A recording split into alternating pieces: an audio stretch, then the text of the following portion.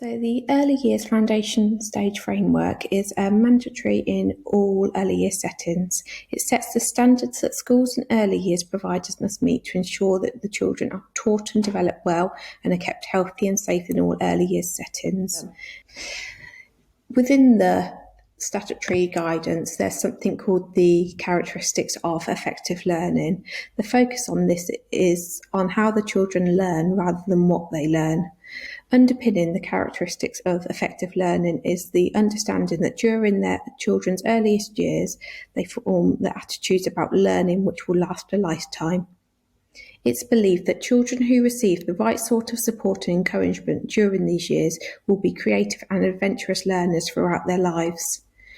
Children who do not receive this sort of support and interaction are likely to have a much different attitude about learning in later life. In our early years classrooms, we invest into the learning environment and ensure it is set up to be engaging, interactive and purposeful, as we know the learning environment is the second teacher and will support the children to learn more independently. But at the same time, not forgetting that the children are individuals who bring their own needs and talents to the learning environment. So the characteristics of effective learning are set up into 3 different statements. The first one being play and exploring. This is about the child's engagement. So are they wanting to go and learn? Are they wanting to find out if something's difficult? Are they willing to go and have a go at it? Or do they step back for it? So are they engaged and trying? The next one is motivation. If something's difficult, do they just give up or do they keep trying and persevering with it? What's their involvement levels like in an activity in their learning? Have they got a deeper level of concentration, or is it quite kind of short with their concentration levels? Are they proud of their achievements? So when they've created something and they know that they've done it independently, are they proud of what they've set out to do? The last one is creating and thinking critically. This is more about their development with their thinking. So have they got their own ideas? Are they able to make links within their learning? And are they able to choose ways to do things independently? So have their own ideas.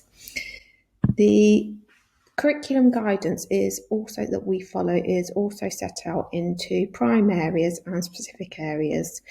The prime areas are what the children need to have more solidly, first of all, in order to develop and get better with their specific areas. So a big focus in nursery is developing those prime areas, firstly, in order to progress to the specific areas within regards to their learning. So our prime areas are personal, social, and emotional development, physical development, and communication and language. The specific areas are literacy, maths, understanding the world, and expressive arts and design.